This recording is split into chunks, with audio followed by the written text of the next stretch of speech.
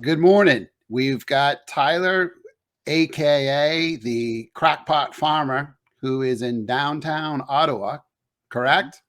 Correct. All right. Hey, pleasure to have you with us this morning to give an update. I'm going to increase the volume just a little bit. And I've been following your social media posts here for a few days. I forget now if it's been a week. How long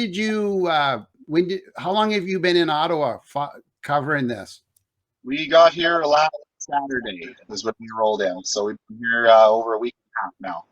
Okay, yeah, cool. And one of the things that I appreciate with your posts that you're doing is you're not that the others aren't doing this as well, but I just like your positivity, uh, being practical and whatnot. So it's a real honor and a privilege to have you on Dave's paper this morning to give us an update.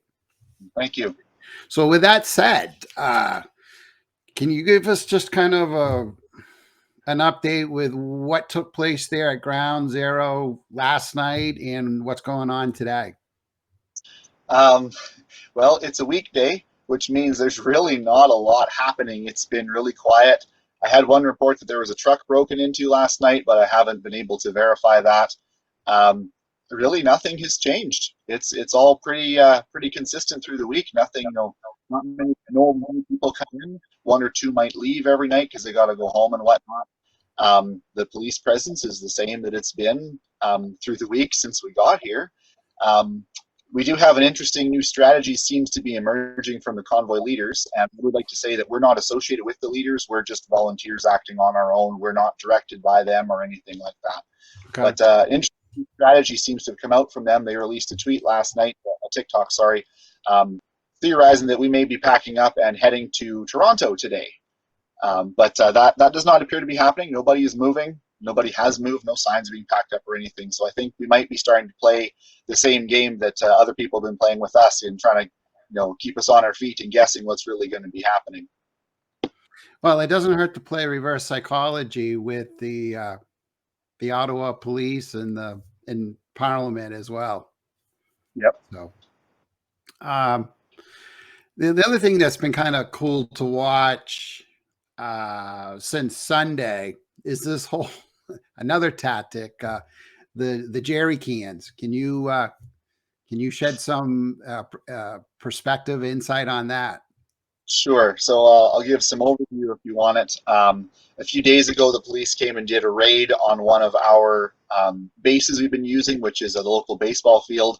They came in, lots and lots of force and like lots of people and lots of cameras and stuff, and they came in and confiscated a bunch of fuel. And they arrested a couple of farmers and towed their pickups for aiding and abetting because they had tanks on there. They were hauling fuel to fill heaters with. And then I believe it was that same day that they said they also, I don't know if they found a law or something they wanted to put in place, but they said it was going to be illegal to get fuel up to the hill, and that anybody who was caught taking fuel up to the hill would be arrested and charged with, I forget what the charge even was. But in response to that, mostly the locals, I think, took this up of their own volition. Everybody and their dog grabbed a jerry can and walked up the hill. Empty or full, they just walked up the hill. You've probably seen videos of literally an army of people carrying jerry cans up and people carrying watering cans and all kinds of things just to be so many people that the police couldn't do anything about it. And from our vantage point, we watched supplies going up the hill all day yesterday. We can literally see it out our window here. And so it made a little bit of a difference there. I think it was, Tuesday was the first day that you weren't allowed to take anything up the hill. I think that was That's right. Tuesday. Yeah. Sorry, the days kind of blending together. We've been away from home for 2.5 weeks. It's all just a blur. Sure. Yeah, it slowed things down for a day, but yeah, we watched a guy walk up with the jerry can right past 6 officers. They didn't even look at him. Walked right past another cop car, didn't even look at him, because every time they're confronting a person and trying to take their fuel away, a mob surrounds them with cameras and starts asking them some pretty good, pointed, educated questions, and I don't think the officers want to deal with the fallout of actually enforcing this. So it doesn't seem to have made much of a difference, but it has given us some comic relief to watch this army of jerry cans with all kinds of great slogans on them going up the hill. I saw a video this morning from yesterday afternoon. Uh, a guy had a jerry can, and someone was videotaping him and asked him, what was he doing with the jerry can or something to that effect, and he turned it around sideways. He says, "This isn't a jerry can. This is a piss can," and he had a piss can written beside it. So, yeah, people seem to be kind of warming up to the carry a jerry can campaign. Yep, definitely. Yeah, it's hilarious. It is. Um, have you been able to kind of interact with any of the truckers? How's the morale with the truckers? My video I put up Monday morning. We are pooped, shaved, and showered, and fully fueled, and ready for a work week. We know that all we have to do is continue to sit here peacefully, and our war is steadily being won. We know that we're in the position to win, and you can see the ice is cracking, and Parliament is in absolute chaos. The Liberal Party appears to be imploding in ways. So things are starting to happen, and because we're still here, despite all the threats of riot police and this and that and the other, we're still here. Morale is really, really good, and we get refueled every weekend when we got whole piles of people here and stuff. So morale on the hill is really, really good. Yeah, I'm talking with a lot of other Canadians that are planning on showing up on either Friday or Saturday. So it sounds like the momentum with the rank and file Patriot Canadians is strong and increasing. Yep, we have reinforcements from near home. I think they started out this morning. They're going to drive all the way through. They're going to get here Friday night in time for the weekend. Wow. Wow. And that's incredible. And I'm hearing everyone that I talked to that attended last weekend, uh, it's like a free carnival. Yep. I'm being told there's things for children to do. Um, there's hockey games going on. Every day we got. So yeah, it looks good. I want to kind of switch to an article. I want to pop it up here, and I'd like to kind of get your thought on it. I'm sure you probably saw it. Uh, Ottawa Sun came out with this article yesterday. His name is Randy May. Are you familiar with that article and I think so. This is my phone, so that article is about a half an inch by a half an inch. So if you can give me a few more tidbits from it, I'll see if I can remember it. Sure. He is the one that was contacted by Pat King, who's one of the organizers, to move that wooden kitchen structure. I don't remember if it was Friday night or Saturday. Yeah, but Randy is the flatbed operator who heeded the call and came and moved it for the truckers. And the poor gentleman is getting he's actually getting death threats from both sides. I think the freedom loving Canadian patriots, some of them are kind of knee jerk reaction, thought that he was working for the Ottawa police or Ottawa government, and then he's getting blowback from the other side too. So I think one of the themes that let me see if I can blow that up just a little bit, just for our audience. There we go.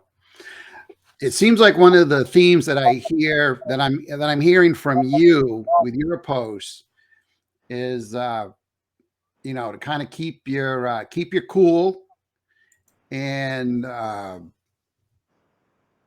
don't go in like 1,000 different directions. So I wanted to bring up that article and get your thoughts on it, because it's we here in the U.S. side, we've got a lot of different groups and organizations that are excited to copy with what Freedom Convoy 2022 is happening over on your side. Mhm. But sometimes in our haste and our excitement, um, it's the proper organizing and things like that don't take place. And then we kind of hurt ourselves because we got people going in 1,000 different directions. And that's what the other side needs. Yeah, exactly. So my comment on that. So the structure that was built down in Confederation Park, even in my opinion, should not have been built there. I understand why they did it. It's a hop, skip, and a jump from Parliament, and it's prime location. They could still access, get supplies in and stuff. That was all well and dandy when they were working out of their cargo trailers and stuff. That seemed to be okay. But as soon as they built the structure, it crossed some kind of line and really upset some people and pushed them over the edge. And so then something had to be done about it. And so I think, unfortunately, it's a consequence of the bottom-up organizing that we're seeing here, because I don't think the organizers of this protest foresaw the grand scale that would happen or the duration. And so what we end up having happen is volunteers like myself, my brother-in-law, and thousands of other people in the local community here are stepping up to fill needs that they see. And because it's not an organized event, because we don't have leaders and maybe some people are getting too ambitious. No, they're not looking at bylaws and stuff because, well, they're parking trucks on the hill, they can build a structure and things get overlooked. And so then we have the unfortunate situation where that towing company was contacted to move the building, which they did. And it's really unfortunate they're getting flack from both sides because they were just doing a service call. And it was nice that the police were willing to let them transport it rather than tear it down. I think that was a very nice gesture of goodwill. And so it's really unfortunate that this towing operator is getting flack, or that their company is getting flack for just simply answering a call. I don't think that they were doing it with malicious intent. They were just simply doing what they were asked to do. And it's really unfortunate that they're having troubles because of it. Yeah. And according to the Ottawa Sun in this article, um, it was Randy May was reaching out from a request from Pat King. So it wasn't even the Ottawa police that had contacted this towing company to move the shack. Okay. So I have to agree with you 100%. That was definitely an olive branch, I think, from the Ottawa police to let the organizers move it. Definitely. So, okay, you've been there now. You said what, 10 days? Yep. Something that sounds about right.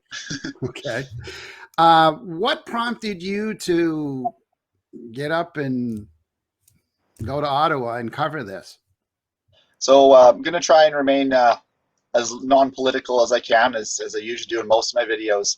But the main reason why I'm here is because I didn't like the direction our government was going, not just with COVID, but with everything that they were overstepping their boundaries, not listening to the desires of the people, and they were just doing their own thing and bullheadedly going away with it.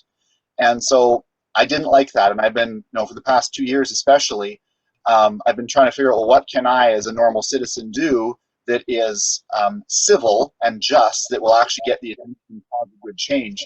And so when the opportunity to come to Ottawa with this protest came up, I felt in my heart that this was the right thing to do. This was a peaceful protest. It was going to be a good way to unite the country, get everybody together in one location to try to make our voices heard in a peaceful way.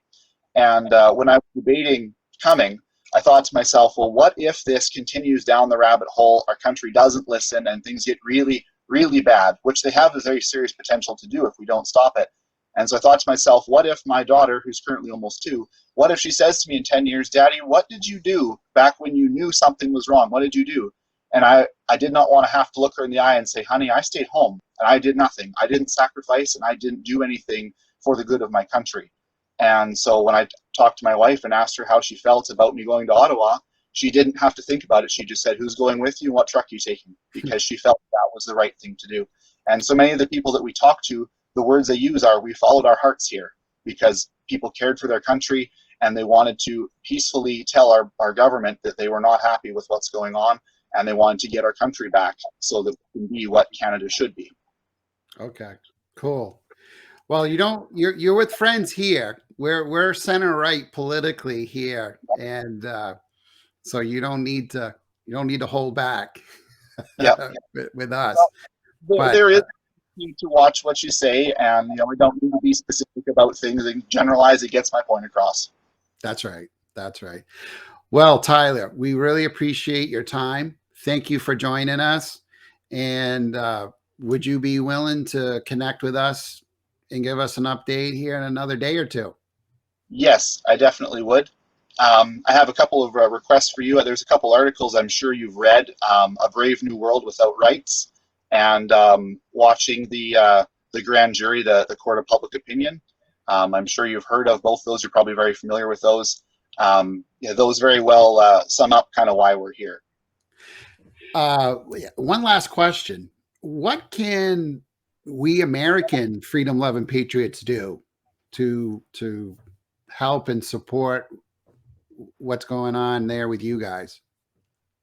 I think the best thing that you guys can do is to share the truth about what's happening up here and about why we're here. And it sounds like there's being a protest organized to try to follow in the same pattern as what we're doing up here. And so I would say the best thing you could do is, if you're going to protest, remain peaceful. But at the moment, the best thing to do to support us and our protest up here, and just specifically what's happening here, would be to try to share the truth and to bring people who've drank the Kool-Aid, as I say, that don't believe in what's going on here, to try to show them the truth gently about what we're doing and why we're doing it, so that maybe more people can understand, just how big the stakes are here. Okay, Tyler, thank you again for your time, and we'll be talking to you soon. Okay, thank you very much for the opportunity.